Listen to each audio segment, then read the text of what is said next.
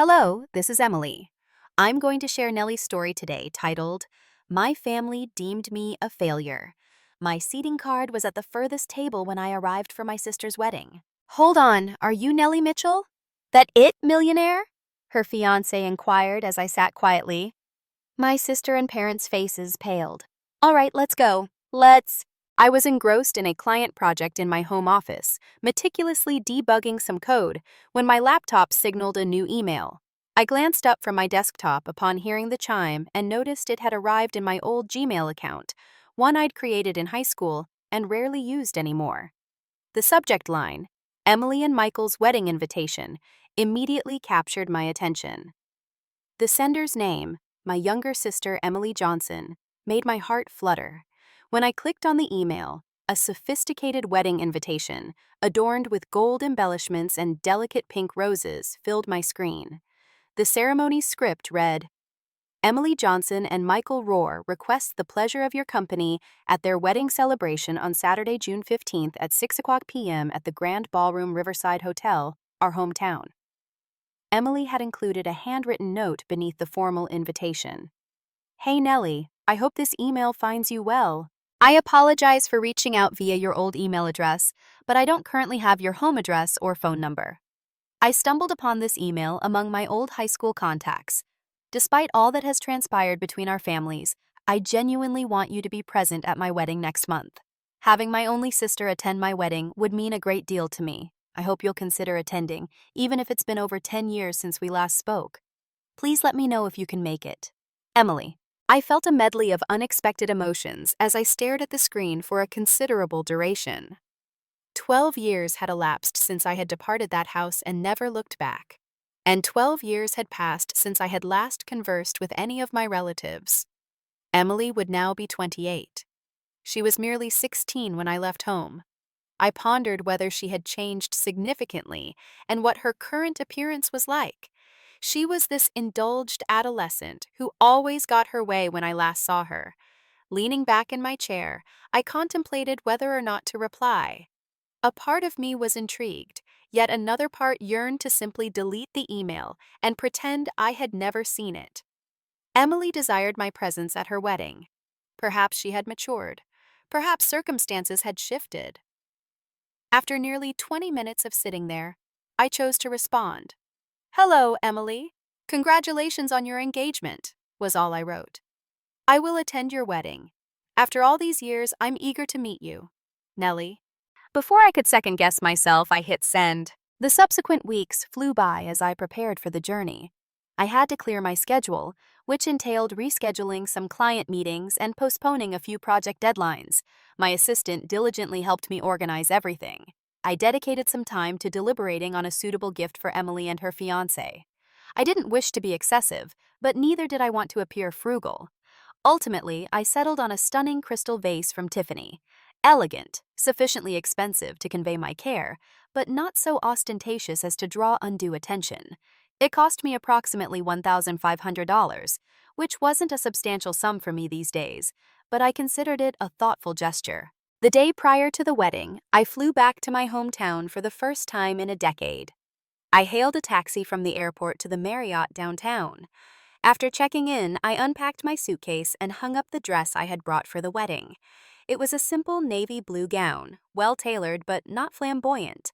I had learned over the years that sometimes the most expensive attire was that which appeared the most understated.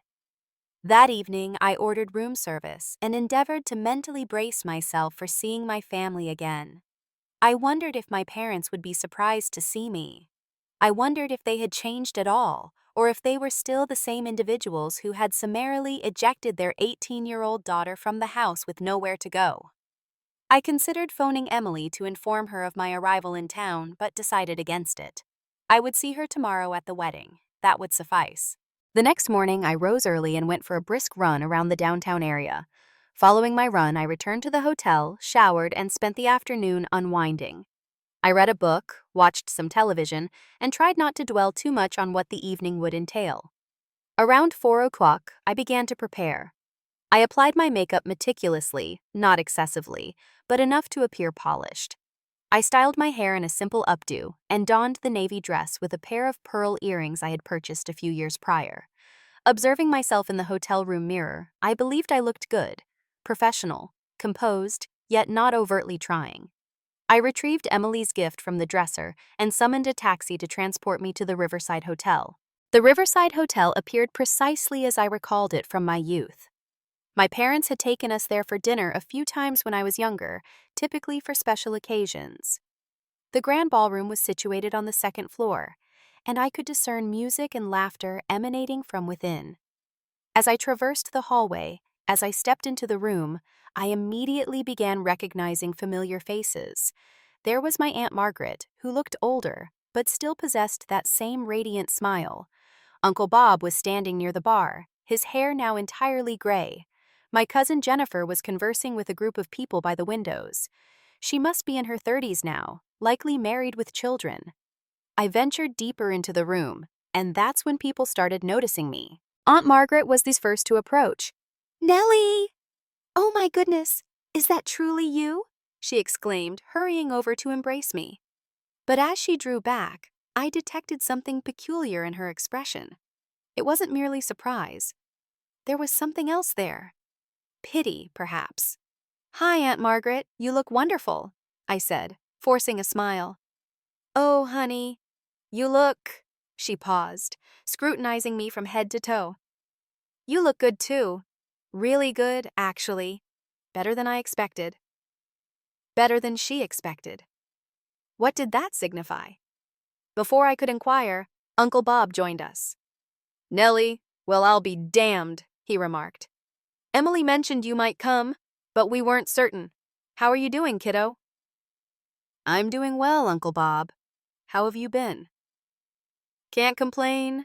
Still working at the plant, you know. Same old, same old." He appeared uneasy, shifting his weight from foot to foot.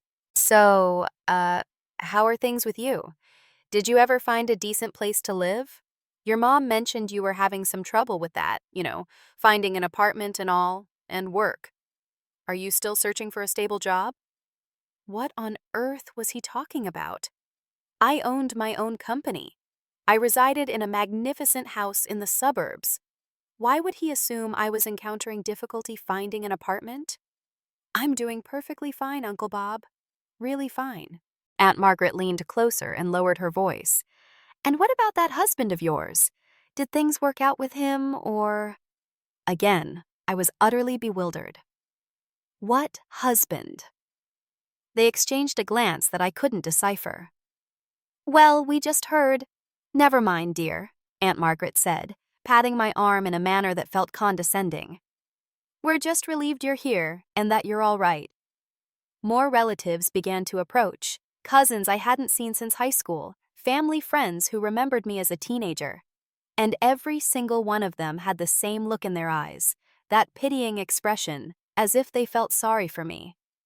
My cousin Jennifer approached with her husband, a man I didn't recognize. "Nelly, wow, it's been ages. How are you holding up?" she inquired. "Holding up? I'm doing great, Jennifer. How are you?" I'm good. Married now, obviously," she said, flaunting her wedding ring. "2 kids, living in the suburbs, the whole American dream thing." She paused. "Are you still— did you ever get back on your feet after everything?"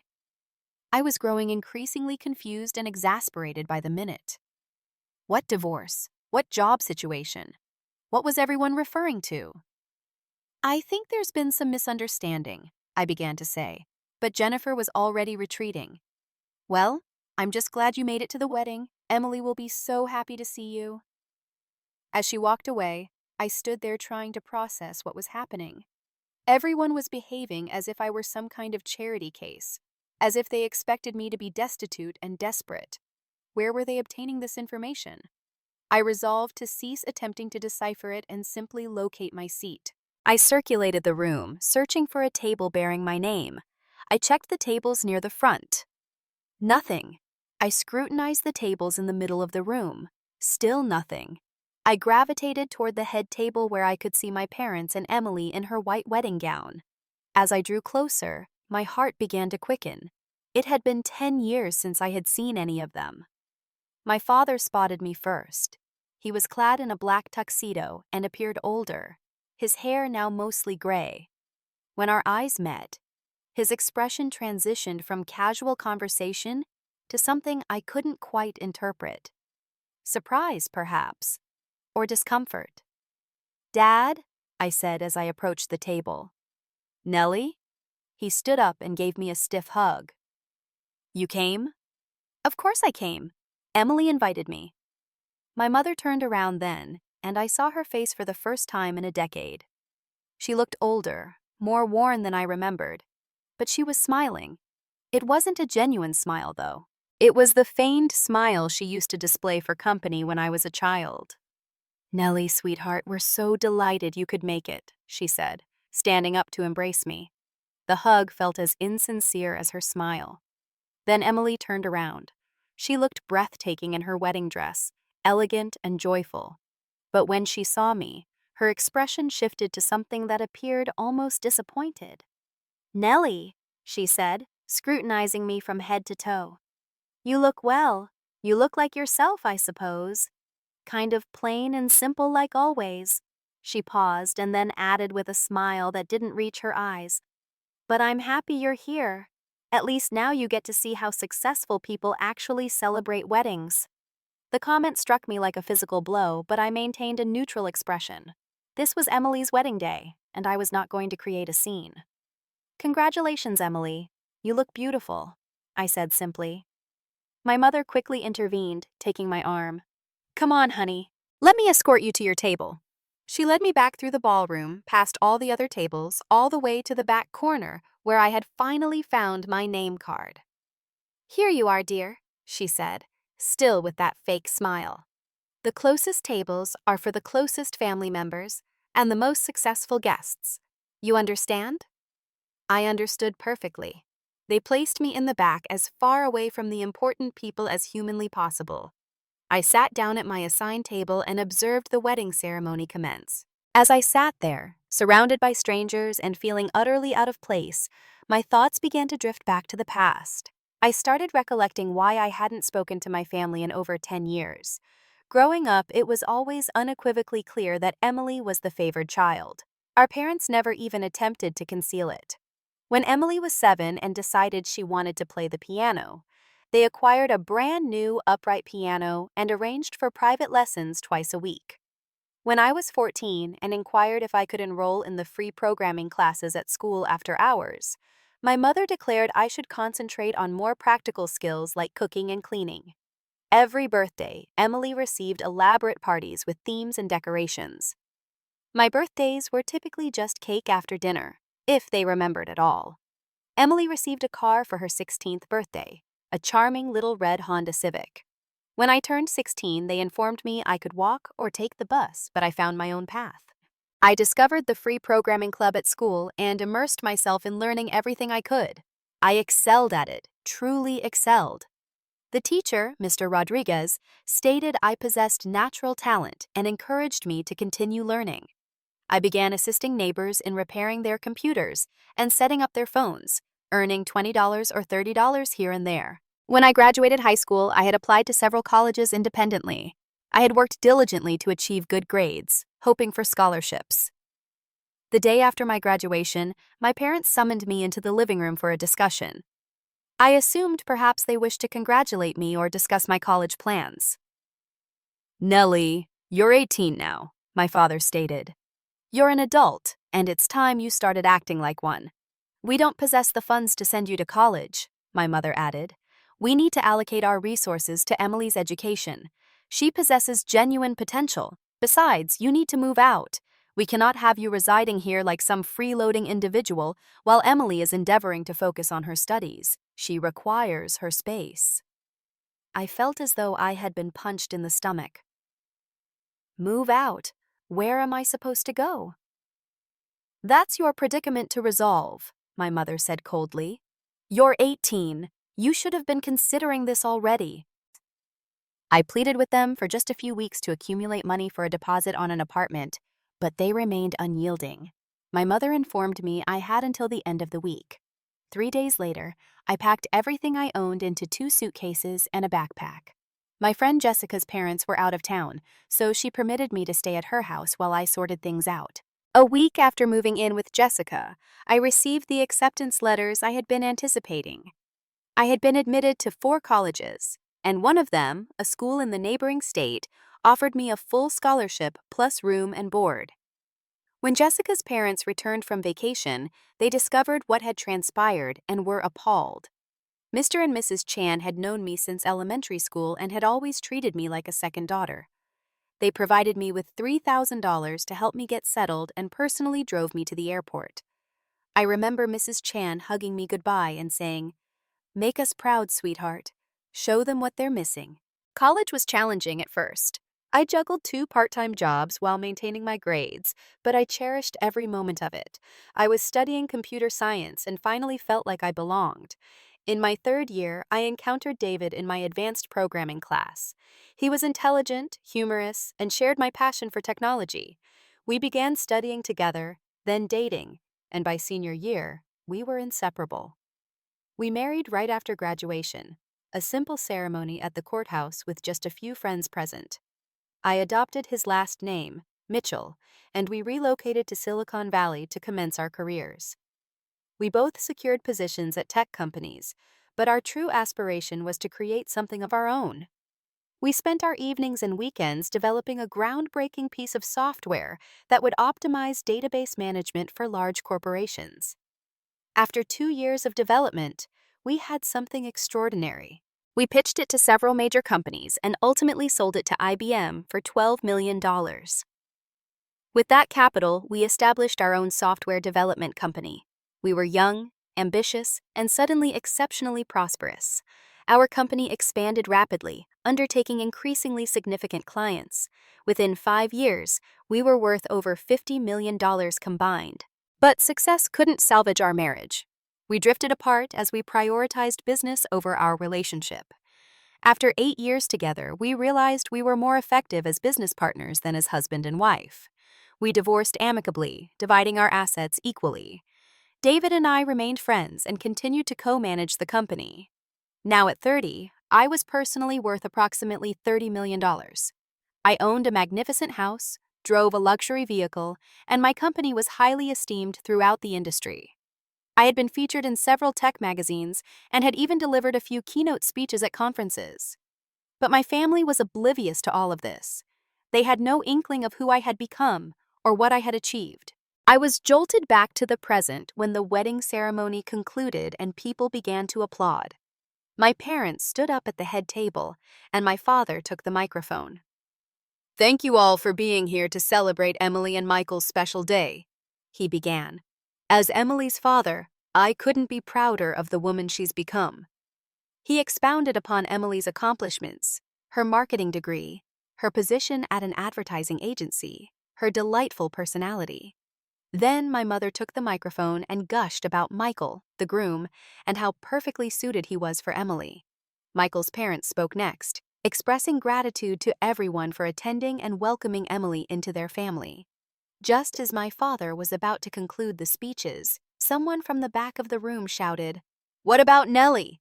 She should say something too." I froze. I could discern the shift in my parents' expressions. They clearly wished for this not to occur. Emily looked annoyed, but the crowd was looking at me expectantly, and my father couldn't genuinely refuse without appearing discourteous. "Of course," he said with a forced smile. "Nelly, would you care to say a few words?" Every eye in the room turned to me as I rose and walked toward the front. My heart was pounding, but I maintained a composed demeanor. Michael, the groom, handed me the microphone with a smile, but just as I was about to accept it, he paused and scrutinized me more closely. "Wait a minute," he said, still holding the microphone close to his mouth so everyone could hear. "Are you Nelly Mitchell? The Nelly Mitchell who owns Mitchell Tech Solutions?" The entire ballroom fell silent. I smiled and nodded. "Yes, that's me." Michael's face illuminated with genuine excitement. "Oh my God, I can't believe it. You're like a legend in the tech industry. I've read about your work in Forbes and TechCrunch. This is incredible." He was still speaking into the microphone, so his words reverberated throughout the silent ballroom. I could see my parents and Emily frozen at the head table, their faces betraying complete shock. Everyone else in the room was staring at me with wide eyes. "I'm so honored to meet you," Michael continued. "Your database management software revolutionized how we handle enterprise data and Mitchell Tech Solutions. I mean, you've worked with Google, Microsoft, Amazon. This is unreal." The room erupted in whispers and murmurs. I took the microphone from Michael, who was practically beaming. "Thank you, Michael. That's very kind." I looked out at the crowd, then at my family. "I just want to say congratulations to Emily and Michael. I wish you both a lifetime of happiness together." I kept my speech concise and gracious, then handed the microphone back and started walking toward my table. Before I could sit down, my mother materialized at my side. "Nelly, sweetheart," she said in the sweetest voice I had ever heard her use. "Why don't you come sit with us at the main table? We have room for you with the family." I looked at her feigned smile and shook my head. "No thanks, Mom. I'm comfortable where I am." I returned to my table in the back corner, and as I walked, I could hear everyone whispering about me. The elderly woman sitting next to me, who I had learned was my great-aunt Helen, leaned over. "Dear, I had no idea who you were," she said. "Your parents told everyone you were struggling. They said you lived in some dilapidated apartment, worked at a dead-end job, and had married some alcoholic drug addict who left you with nothing." Everything suddenly made sense. The pitying looks, the questions about finding an apartment and a job, the comments about my husband. My parents had been propagating the narrative that I was a complete failure. I just smiled and shook my head. "People say a lot of things, Helen." The reception continued, but I could feel everyone's eyes on me. People kept approaching to introduce themselves and inquire about my work. Some of the younger guests recognized my name from tech blogs and wished to take selfies. I remained for about another hour, engaging in polite conversation and observing Emily and Michael dance, but the entire atmosphere felt noxious to me. I had endured enough. I quietly slipped out of the ballroom and hailed a taxi back to my hotel. Once I was in my room, I immediately went online and booked a flight home for the next morning. I simply wanted to escape. Around 9 o'clock that evening, my phone rang. It was an unknown local number. "Hello? Hello, Nelly. It's Mom. I got this number from Michael. He obtained it from some of his friends in the tech industry." Her voice was sickeningly sweet. "Honey, we need to talk. Your father and I would love to have you over for dinner tomorrow before you leave. We want to reconnect with you." I laughed. Actually laughed out loud.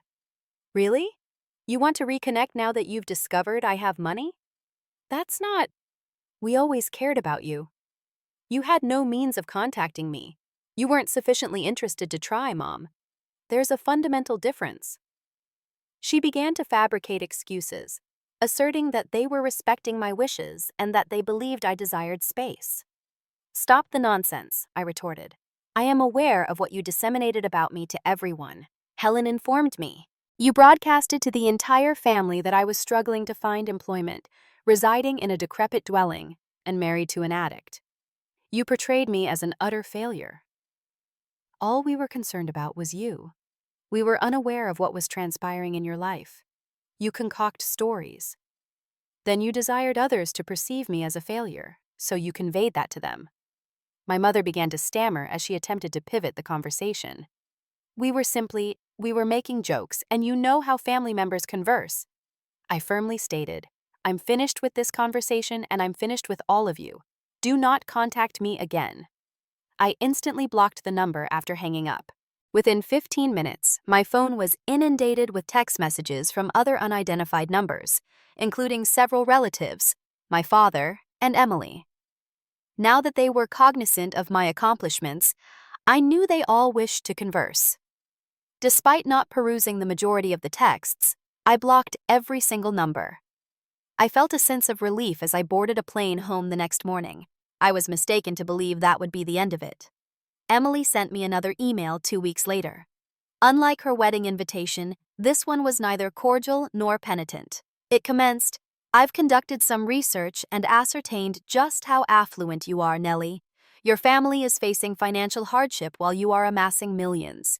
It is only equitable that you reimburse the $100,000 loan we extended for my wedding.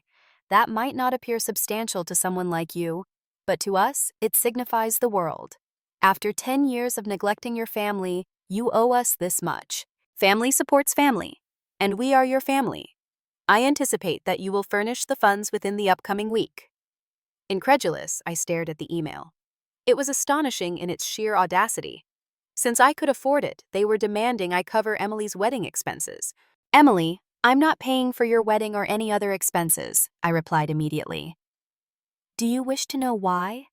Because you and our parents branded me a loser behind my back for 10 years. You informed everyone that I was impoverished, an addict's wife, and a failure. Guess what, though? Families are not aided by losers. And why would you desire my money if I'm such a failure? Never contact me again. If you do, I'll be discussing harassment charges with my attorney. After hitting send, I also blocked her email address. I haven't heard from any of them since that period 6 months ago. I presume they were deterred by the prospect of legal action. I'm back to my regular life now, managing my business, undertaking new tasks, and deriving pleasure from my accomplishments. I harbor no resentment toward the incident. To be honest, I'm grateful. That wedding helped me discern my family's true character and validated my decision to exclude them from my life 10 years prior. Even if they are related to you, some individuals are not worth retaining in your life. Emily's wedding served as a potent reminder that a lesson I had learned a long time ago remains profoundly relevant today. Without them, I will always be doing just fine.